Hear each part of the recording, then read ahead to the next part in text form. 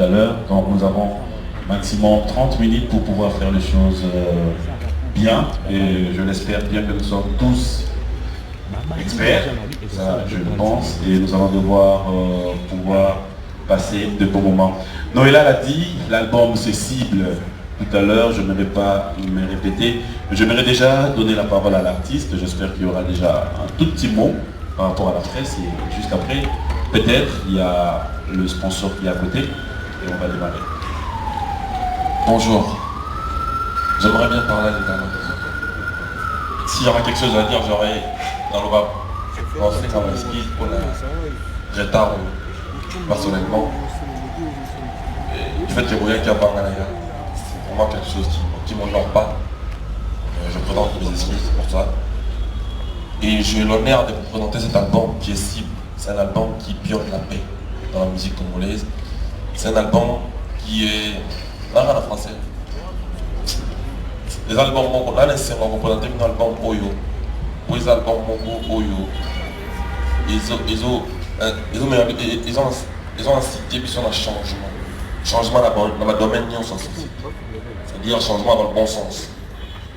Tout le monde a malvé. C'est un album. Là, on a honneur. Elle aura pas elle aura pas pour ne pas présenter. Ce qu'on va gagner. On va ouvrir la parquet, on va ouvrir la cachette pour une bonne cause. C'est-à-dire là, c'est mon présenté l'album, les albums Mozo, pionnier, ma tourée de changement, pour changer dans tout le monde la médiocrité. Donc il y a la bonne sens en on est en bonheur dans les albums. Et puis on a remercié les millions sur les oubliés. Ça prouve qu'on est conférence au sein de l'invitation d'IA. Ça les gars, la conférence de presse. Ça prouve une certaine bonne école. Merci beaucoup d'être.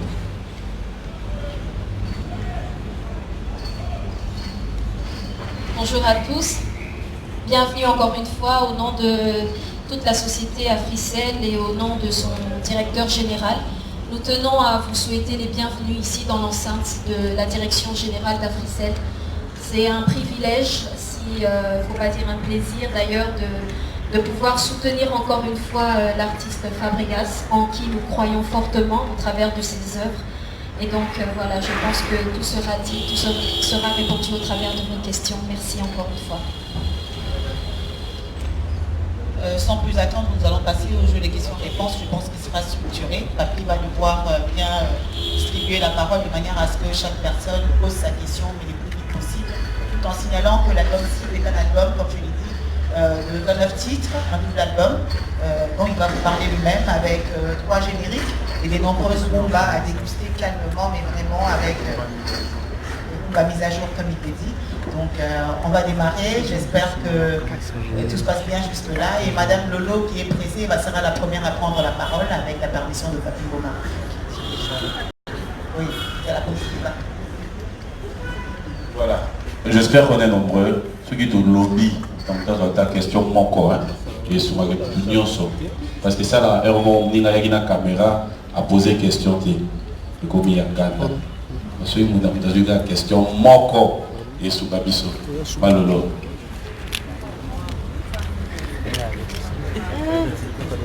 Bonjour maestro, bonjour à vous tous là devant. Bonsoir la Reza Botou dans la Reza Boké. En fait, affiche est dans la cité, il y a beaucoup de gens qui il y a DVD assez. Mais la zone qui la maestro pour tout la affiche et dans mon aïe. Oui, vous savez. Présence ya art, présence ya maboko oyo esimbi potopoto, esimbi potopoto ya olo, esimbi argile nde nakoyeba bien te. Et puis na nsima nango ndenge oyo moto batie mondoki na moto oyo otelemi na bana na yo mibale boye olingi oloba nini oyo explike biso na yo. Merci.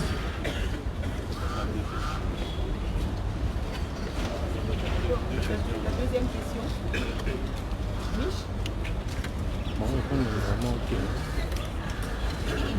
Bonjour Fabregas, félicitations pour l'album parce que ce n'est pas donné à l'époque les artistes, Alors, première question, nayoki banzembo nayo ya asili nayoki mupe otete yango na baartiste musicien ya osali yango mpona nini okolakisaka ke yo mwana malamu idelo ezali nini ya koyemba bango bamwa parti na kokozeka na kati ya mupe wana osala ngai Kinshasa est-ce que na album cible banzembo wana ngai na Kinshasa ezali terminé namoni oyebi place mpona bakoni ezali yo bien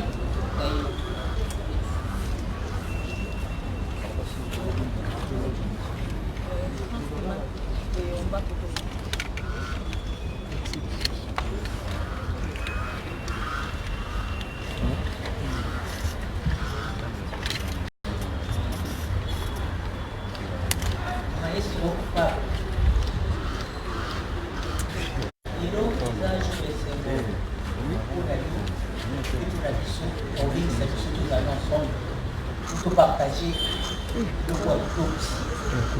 Moi j'ai eu le temps d'écouter la chanson, l'album, toute l'album.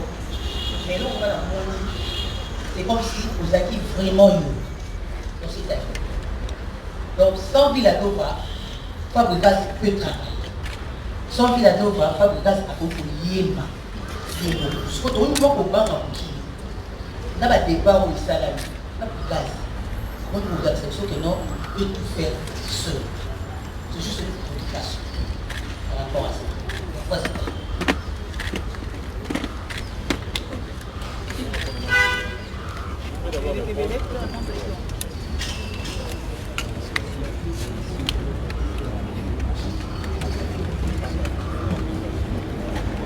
Voilà. Je dirais merci à Grande Salama, Yalolo. Question de vous là qui on a dit dans le groupe maintenant. Il y a des affiches. En volume 1, dans le bas, détruis pas ton intérieur pour ce qui se passe à l'extérieur. C'est-à-dire, mon tour va plaquer, mon tour, malgré va plaquer, mais je fais. C'est quoi le problème en fait? C'est-à-dire, malgré tout ce qui se passe derrière, dehors, mais tout, à autre chose, c'est-à-dire, rester dans ma bonne mère, dans ma maman, bon, la trahison, la détruire, la construction envers eux, du coup, comme c'est pas mon canapé. Là, je vais enseigner les gens, malgré tout ce qui se passe à l'extérieur. Qu'ils sont stimulés comme un lame.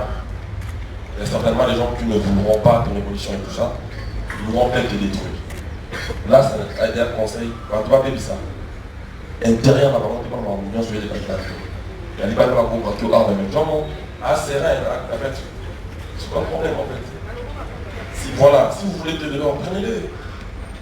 Soit la vie va continuer, tout ça. C'est-à-dire, on est tous là aujourd'hui, on partira un jour, on va mourir.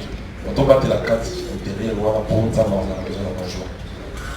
Les enfants, c'est pour dire que Oulingo Oyo te porte un peu la balle à la mission. Parce que, on a tout pour ta maman, mais tant qu'on n'en va pas. Ceux qui, Oulingo, tout d'abord, vers pas la mission, te transmettre en pour la maintenir sur la société, je ne pense pas qu'être un autre potable. On a une dynasté, là, toute la présence de ma campagne. On va aller dans la bourse, on va aller dans la patine, on va aller dans la balle.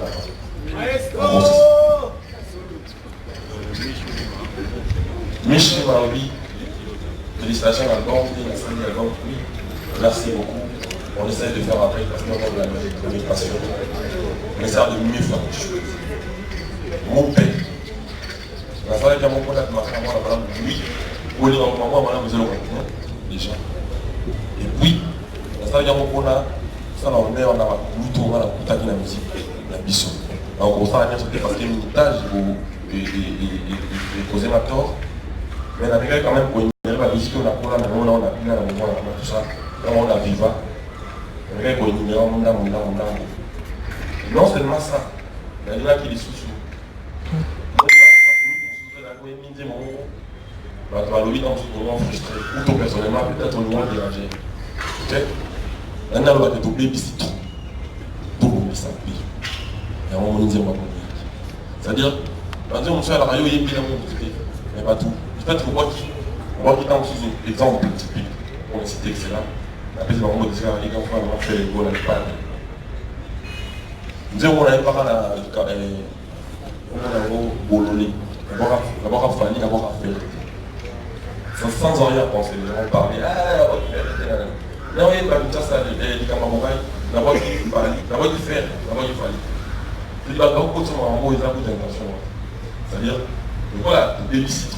Donc, on vous appelle, voilà, mon père, ça dit fort. La sera là, tout doit se retrouver. Je ne pense pas que la Tunion se peut se retrouver, mais dans les accords qui arrivera, ça nous absorber dans ça les forts taux. Objectif est à dire, nous ciblons la qualité. On cible la qualité, on est en train d'essayer de bafouer tout ce qui est médiocrité. Dans le domaine ni on sort de société, dans la couche de la société congolaise, tout l'accompagner, on va deuxième appel, on va faire voilà, tout faire en temps, tout promouvoir. Les volontés monnaie, c'est qui Congaï, ça fait le Naïm, on a 4 Congo en pays. Mais on se fait de la Kinshasa, l'homme est plus mis. La Kinshasa, l'homme est mise à jour. Je chantais toujours mais au moins on planifié maintenant, c'est-à-dire qu'on nous a coûté plus, le manager elle est là présent, on nous a coûté peut-être des 3 triples de sons qu'on dépense pour faire des sons, même pour faire cet album. C'est-à-dire, les années où il y a dit, comment on paye, il a dit, mais on a mis pour accentuer plus. La couche qu'on a fait, on a côté à pied.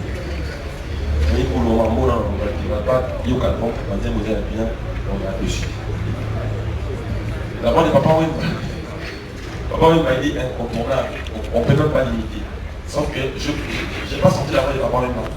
Mais j'ai essayé de sortir les codes mélodiques à papa Wemba. C'est-à-dire la technique nationale. C'était qu'on imitait papa Wemba, c'est un terroriste déjà. On a mais c'est pas un médinaté. On a un dans le moment où on a bébé, parti-moi mettre Kings. Yves, secrétaire dans la petite frère, ça m'a fait c'est moi qui ai chanté. La salle est fort là. Non, la salle, l'album on a fait là. La salle, l'album on a 1 an, on a sali 4 mois, il y a reprendre avec Col Pena Musique, tout ça. C'est-à-dire, les albums on a sali en gros. Là, dans ma on a sali. J'ai dit bonjour Olivier, Michel Basse. Pour la direction artistique de cet album. Il y a des choses que j'ai appris. Des techniques beaucoup que j'ai appris aussi. Donc, ceux qui vont dans le mentir, c'est qu'il y a moins de métiers rapides. Quand on monte déjà, on a école ici. Et quand il y a une paix. En fait, envoyé maintenant beaucoup. Non, moi-même je suis villageois à la base. On est là dans un village en même temps. Et puis, ils ont remarqué dans un tour là, je pense que, vu la norme de Bétien, vu la norme il va 3 jours, il est même là présent. Je vais les chefs du groupe, il est là, Messi, Francesco Totti, Elliot, c'est-à-dire, il a c'est une partie des favoris. Je pense qu'il y a 2 ans, après sa conférence de presse, on a présenté le village. Et l'objectif, quand il y a là qui va travailler, Babango, va servir encore. C'est-à-dire, peu importe ce qu'il va faire. L'objectif de la musique, on en tombe là. Voilà, on va défendre le village, partout ils seront. On a la dame qu'on a bango, sauf que tendance à la 2 albums en même temps. Je pense que dans le nord, dans cet album, on va être trilogie. 3 albums en même temps. Là, qui nous a dans cet album, il a l'autre place à bango. Là, on a dans ça en français, on a un radar. Maintenant, on a ça dans le on se rend compte de la direction artistique dans laquelle. Et pour ça, l'album, il a la sonorité, car on a vu la nouvelle, parce que c'est le même chanteur, c'est les mêmes artistes qui jouent. Et c'est là qu'on a voulu marquer cette différence. On a ça d'ailleurs, on place tout ça là, on peut venir pour avoir la différence. En gros, c'est ça. Mais après, ce qui s'y porteront par la patience, moi, je ne dépendrai pas d'eux. Je le mets quand même. S'ils trouvent mieux ailleurs, ils peuvent. L'objectif, c'est de divertir le peuple. De ce côté, plus que 2 questions.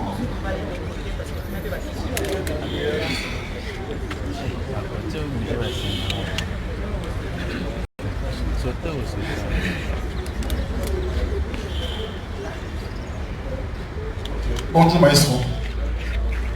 Voilà, la question a été alors quels sont les albums déjà c'est une question comme ça continue comme ça. Mais ici, nous avons parlé de pas qui est dans notre officiel, pourquoi nous avons la casse acteur, on a d'accord, qui a fait ça, mais tourner à l'intérieur du pays, pour ça, c'est quoi les collèges? Prochainement, on a l'album cible, tourner la fabrication. Pour ça, la paix, comme on dit, il y a c'est la question.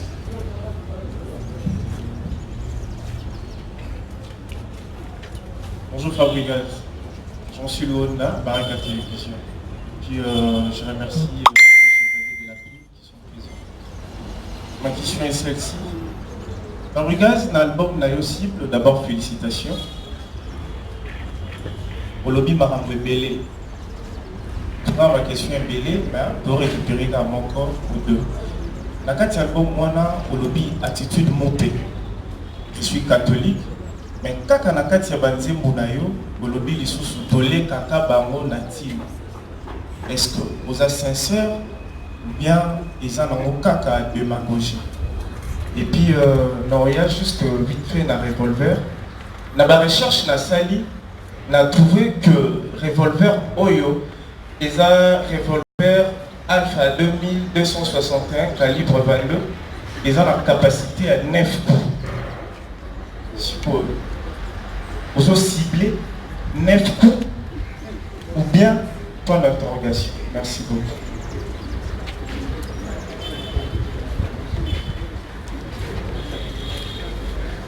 Merci. Bonjour Fabregas. Bonjour la bande de l'Union sur tout ça. Thierry Mumbai. Donc maestro, je vais commencer par vous féliciter. Qualité sonore, ma composition, ma composition sur ça. Moi je pense, niveau de ça, tout dans ma question, tu vas dans mon thème, mais tout dans quelques questions. Album Oyo Cible, c'est un album de plus dans la carrière. Mais je crois que les Oignons sont ça, voilà, les Oignons sont à la biso. Tant qu'on va à l'époque, Chamazou, tu auras besoin de tout naté, tu vas tout bailler. Tant qu'on va à Moutoumouba, tu auras besoin de tout naté, tu vas tout bailler. Il y a un tu vas tout bailler. Tout n'a pas payé. Album Oye, attitude Moupé, Tangi Bafere, Bafali, Yoko Minificateur, ce qui peut tomber mon nom. Mais si l'album Oyo Tolingue Bakisama, oui, aux Amoupé. Tolingue Bakisama, Nicolas, l'album Oyo déjà Benissa. Du coup, ce qui est concerne nous, c'est nous Banzem Mounios. Si vous avez un peu de Kababongaï, vous allez le soukawa. Pour Olingi, attitude Moupé, il y a un chokaki, vous avez conscience, tout le monde est là, tout le monde est là. Ne pensez-vous pas que Rwanda peut créer en même temps complications, l'attitude aux gens actuellement? Merci.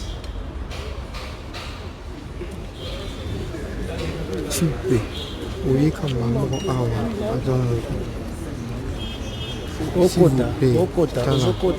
madame. Filmez le téléphone.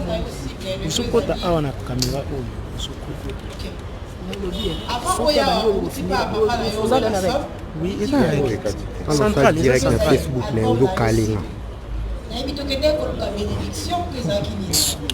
Et coïncider, album non cible. Avant, il y a un outil pour remettre CD.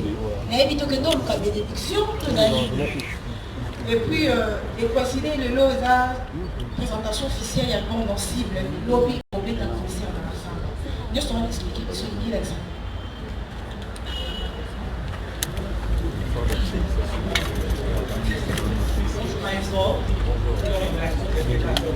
Plus de deux là-bas.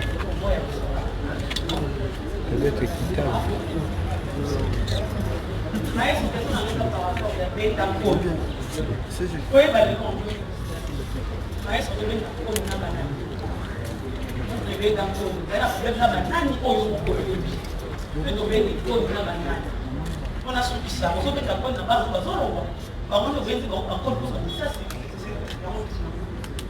C'est tellement bête.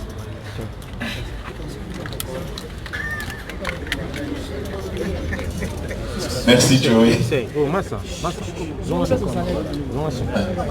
C'est ma question. Franck Stémaille, c'était la tournée. Ok. Franck, moi je suis dans le festival, ça va faire 5 ans. Sauf que la bagasse pour la tournée, c'est le temps aussi. Il faut avoir le temps. C'est ça le problème. En plus de cela, moi je ne suis pas un artiste qui crée des dates. Non. Moi, les dates dépendent de notre calendrier. C'est-à-dire, il faut beaucoup de plus. Tout ça, la musique, tout ça, l'inzembo. Ce qui va toi, c'est que nous avons un cash. Nous avons un bisou. Nous avons un plus gros manager, nous avons un PC. Ce qui va au pic, au fond, tu as besoin de tout. Tous autres épées, tout le monde, on combat tous, mais pas sur les troncs. On va tourner à un moment. Et puis, tu as compris. C'est-à-dire, on va l'album à bouillir. On a plus là. Après, l'artiste va avoir différent. Là, il va avoir un peu de temps. Alors, c'est soit à la rapport à la live. Soit ça, à ça, la cabane, on peut aller à la live. Mais, pour ça, l'effort, on va tourner, ils ont moins mini. Parce que nous, on aime le production. Nous, on aime produire des albums. Sortir le villageois, sortir de nouveau, sortir de choses. Mais pour la production, nous vraiment ce qui nous prime, c'est l'oseille. Il y a des gens qui sont là, tel beaucoup de filles. On a un cadré, les amants propres. Merci.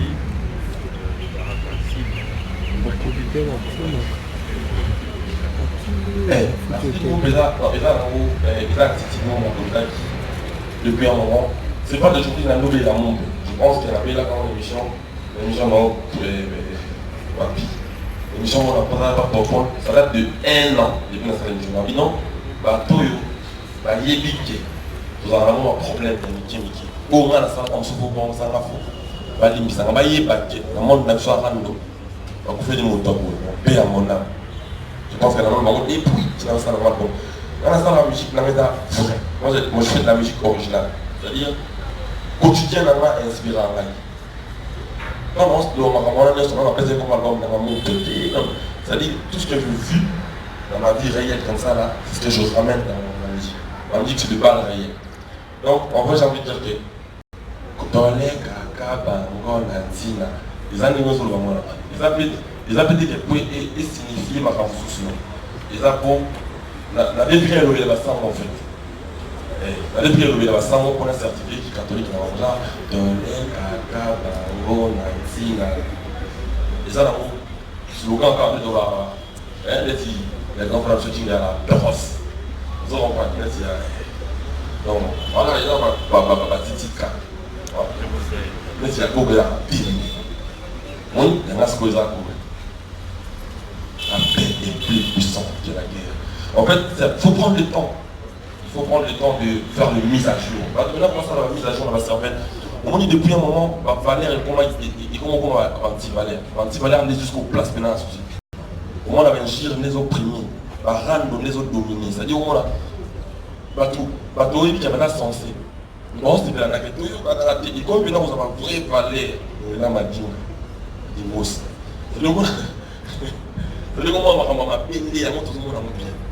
On dit les lots, tu vois ça va mise à jour. On dit les lots, moi, ils ont après les lots, ils ont des jours. On va faire la chose. Nous avons mis comme ça. C'est-à-dire, nous avons la vieillesse. Donc, avant d'aller au lia, au camion, pour exemple, le lia qui nous sent, le combien il est, on a fait tant, on a mis Canada déjà. Tu vois ça, on va pas. Ça, la mise à jour, la rétrospective, on va pas réfléchir.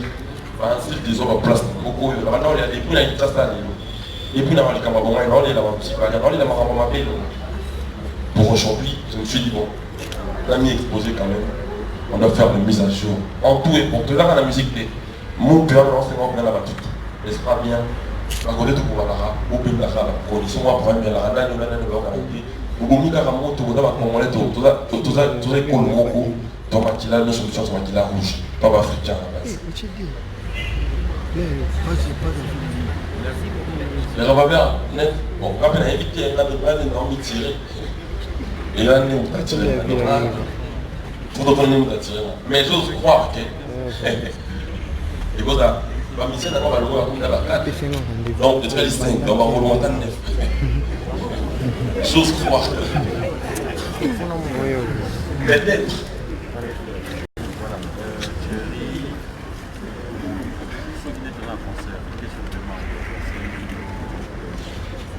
Ah, ça on a fait une ligne, on a la bouche autorisée. Non, et ça, là, ça répertoire, les gens disent, bon, on a estimé, pété, on a des trucs, on a une là comme tout le monde. Pour nous, il y a pas beaucoup de temps, on a une autre génération,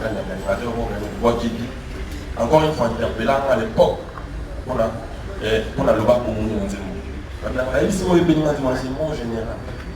Si on a une blague, on le voit foutre. Je dis pas que l'on ne pas foutre. Maintenant, il y a sur le béni dans le Tika. C'est-à-dire, Zemmour dans le répertoire, on a bien, mais Zemmour, au moment où on a eu la balle ici, on a fait la salle à moi. Moi, on a la vie. Il y a une attitude dans la villageoise va aimer de comment ça. Il y a maintenant la ligne, tout ce qu'on va prendre, on va prendre sens. Pas beaucoup pourtant. La plupart va tout regarder dans la case qui m'a stagné. Ou dans la pire petit. Ou dans la pire petit. Ou dans la pire petit. Donc, tout le monde a même là, elle va y papier, mais les alaki. La limite, on a dit, maman, pas de toi, on a la tête. Ça va pas beaucoup. On a limité à la plus dans le bon côté. Il y a une attitude mauvaise, pas d'esprit mauvais. En tout cas, encore une fois, on a appelé Bayoka Kati. Ce qui n'a dérangé qui pour l'immission. RIP et Sinalibissa. Tout ça, la musique, on va voir. Donc je pense que quand même, Gloria Online, il y a quand même Benda Koni. Gloria, question de la vie. Benda Koni. C'est la même réponse. Hein? Ouais, on va arriver maintenant. Pour répondre à Gloria, pour répondre à des questions. Les amis, une question. Ouais, je commence, tu veux vite fait. Non, c'est bon, on t'a dit Benda Koni par rapport à l'île. Ah, si, il avait la liste. Ah non. Là, il a quand même la société mondiale. Pas contre ça, mais il n'a pas sa mise à jour. On va y baquer. Au moins, depuis un moment, donc on a occupé ma mission là. Ok, pas de souci. Au moins, tout y est bien, on a convoqué. Sur le monde orchestre, il faut finir avec d'autres. Les communautés rituelles, les communautés bon, on est bien. C'est-à-dire, il faut que ça va mise à jour. Ce qui est dans le monde là, à Fristel, à côté de la compagnie de Soussou. Pas finir là, il y a pas beaucoup de monde. Il y a Bissot la musicien, il y a monde. C'est-à-dire, tout le monde a le message dans la fait. C'est beau, là, tu vas ramener là, c'est pas bien affilé. C'est-à-dire, quand le monde est pas au fil des bannis, on met à la mise à fausse pagelle, déjà, son frère. Et puis, première attention. Et puis, les arbres, oui, mais la fausse pagelle, elle est déjà pour la paire en 48, il tient une autre qui est jouant. Et alors, on a mis ça dans le livre de l'osco. Oh, on a mis la fille à personne à l'eau. On a mis la l'eau, oui. Puis la main, on va pas m'appeler. L'instrument, c'est encore mis de ça pour là. Oh! C'est un village conscient. C'est-à-dire, quand ça limite à jour, pas trois points, dans le bon sens. Là, on a beaucoup de gens qui ont un problème médical. Normalement, c'est logique. Les gens ont moins logique, mais ils ont comment illogique. Le roi de la phrase a dit que ceux qui arrivent devant grâce aujourd'hui, c'est grâce à eux. Et c'est grâce à lui, pardon. Les actes de l'eau autour, qui ont souscrit la Bahie, la baronne, c'est-à-dire pas les gens de la bonne mœurs. Et puis, je pense qu'à un moment, je commençais à me voir, d'abord, nous, on a été exemplaires. J'ai vraiment le concert. Il y a des artistes qui me prennent pour mon modèle, mais ils font genre, c'est pas moi la modèle. C'est-à-dire, pour la facilité dans mon tâche. Ma camarade m'a payé dans la chose. Le père qui m'a coupé ma paye. En gros, c'est ça.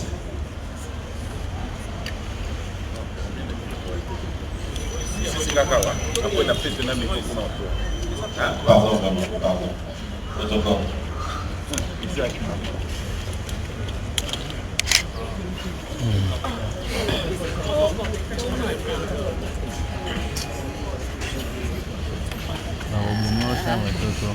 Maïso Fabo, bonjour et bonjour également à tous nos amis, mon frère. Merci beaucoup de nous recevoir dans cette date pour ce point de presse. En fait, j'allais évoquer quelque chose dans l'attitude de Maïso Fabregas. Tout à l'heure, vous faites allusion que voilà, il y a une certaine mise à jour, on doit changer d'attitude et qu'on sort. Mais dans les parler, c'est comme si on ne le sent pas. À chaque fois quand vous faites une chanson, en dernier lieu, vous dites quelle est la concurrence, excuse mon savoir. C'est vrai et c'est une très bonne chose Mais les gens en trouvent autant de prétentions là-dedans. C'est comme si c'est vous qui dictez, c'est vous qui êtes à la hauteur, c'est vous qui êtes au-dessus de tout le monde pour que ces gens-là puissent vous expliquer. Ça veut dire que votre connaissance de la musique, je ne sais pas, ça atteint les sommets. Ça atteint les sommets? Non. Merci, c'était ma question. Merci.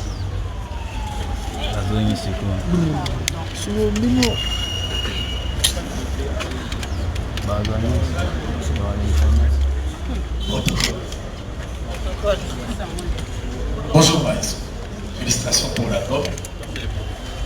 Préoccupation mon gars, oui après. Préoccupation mon. Quand vous m'avez dit qu'on a annoncé l'album pour le CD Fabre Maïs a annoncé 2 albums. Après, cheminement en haut, et puis si occasion, on a fait la joie, on va sauver la titre. On va nous savoir promotion à titre là. N'est-ce pas comme d'habitude, la société, la sociologie, la musique, la suite pour l'ami, la sauver la titre.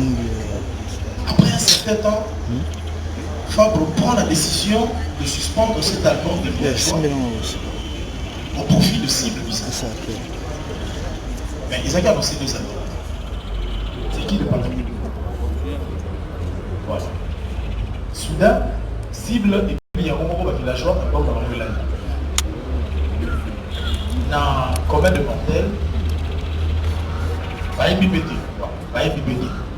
Est-ce que vous êtes conscient que frustration, on y a des mimi par départ, ils ont causé la Yomoko? Qu'est-ce qui a motivé le fait que, au lieu de 2 albums, tout cas, il y a un album cible?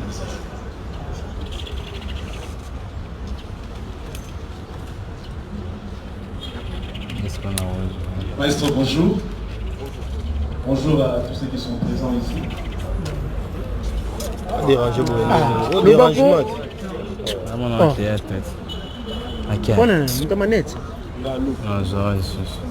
Non, je ne suis pas Ngalo, je suis Charlie Prince. Charlie Prince. Maestro, bonjour. Félicitations pour l'esprit jeune et ouvert aux animaux. Je me rappelle, Naoto Yamba, ancien musicien à Yomoro, pour ne pas dire ex, ancien musicien à Yomoro tout à l'heure, Full Boss, on voit qu'il a filé.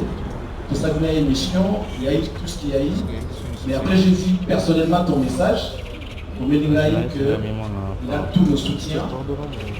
C'est moi dans la bataille et délai, on a soutien dans le village.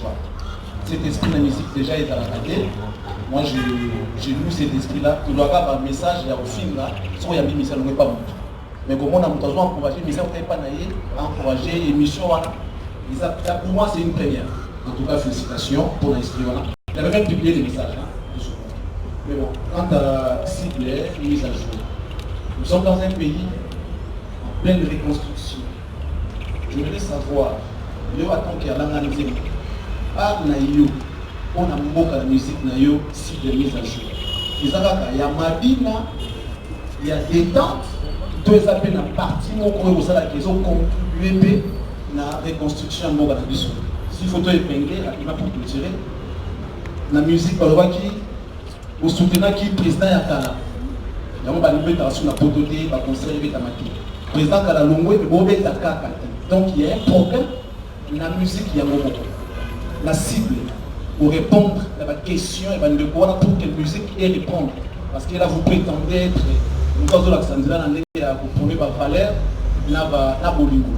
Est-ce qu'il y a une mise à jour aussi? Vous analysez là pour il y a beaucoup de reconstruction pour là pour avoir baisé la défense sinon texte na bino pour que musique les hommes on a pour tout qui sera d'ailleurs bénéfique pour vous. Parce qu'il y a amour besoin d'histoire donc aussi pour la promotion dans mon linga libanda. Merci beaucoup. Merci Charlie. On commence par la question c'était de savoir une mise à jour dans notre préparation. Oui, préparation de la musique, ça je vais dire. Avant dans le bac, il fait la concurrence de ce qu'il faut savoir. J'avais dit quand on connaît. Donc, on m'a dit les savoirs ne manquent pas. La Michel on va le voir à l'époque. On va les TV, on va n'importe quoi. L'accès qui va la musique, nanana. Je vous ai laissé entendre ce qu'ils ont dit. Ok. après on a sorti des cursus avec les Zikida. Le nom de musicien de Villanova, vous voyez pas qui a monté, on doit confondre. Oh, il y a un match, oh, il y a un oh, il y a on doit confondre. C'est le travail qu'on a fait. J'ai fait ensemble, il les a fait asseoir dans ce pays. On est d'accord? Le travail là, c'est les gens qui l'ont fait, c'est les gens qui ont payé, c'est les gens qui ont financé, c'est la personne que tu vois en face. On est d'accord? Là, on dit dans la qui les savoirs ne vont pas. Voyez des causes. Avant d'avoir le ballon qui est la concurrence, c'est ce que ça. Quand on va demander de qui la vie, la pensage en vie, quand on connaît, on connaît. Quand on ne connaît pas, on apprend. Non, on a dit ce que vous êtes prétentieux à dire. On a la précision. So vous yebi, vous yebi. So vous yebi, peut-être la fin de yekola. On est d'accord?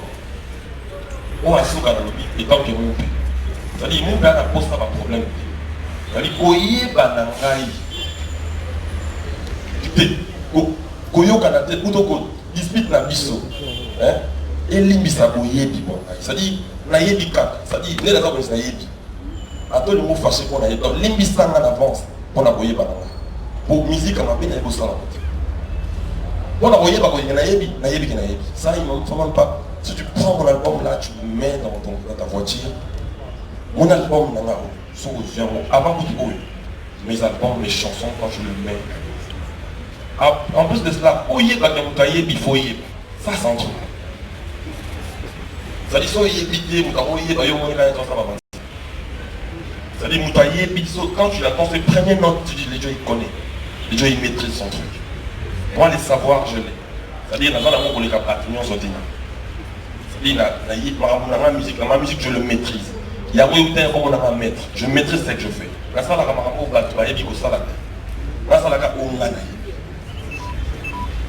Ça, je pense qu'on est clair. Les interprétations, les imprécisions.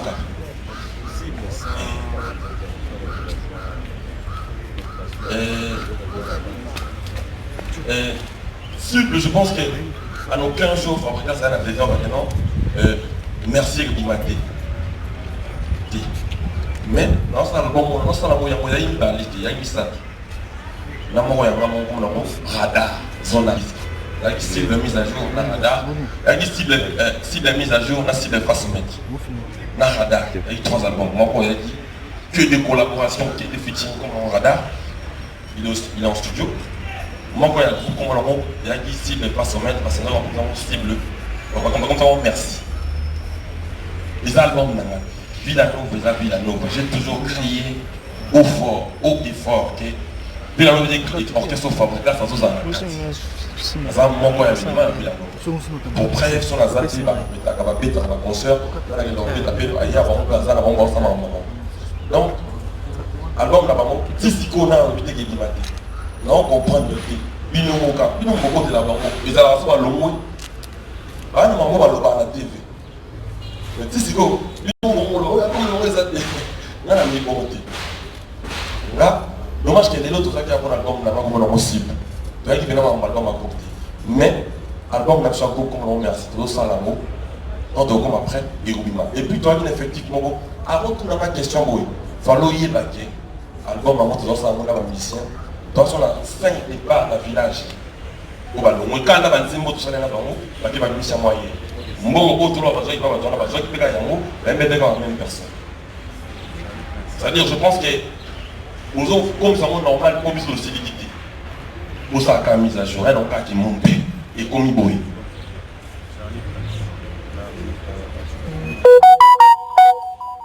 Par rapport à mise à jour, on a déjà c'est-à-dire nous ciblons la qualité, nous ciblons la qualité, on essaye de bafouer tout ce qui est la médiocrité.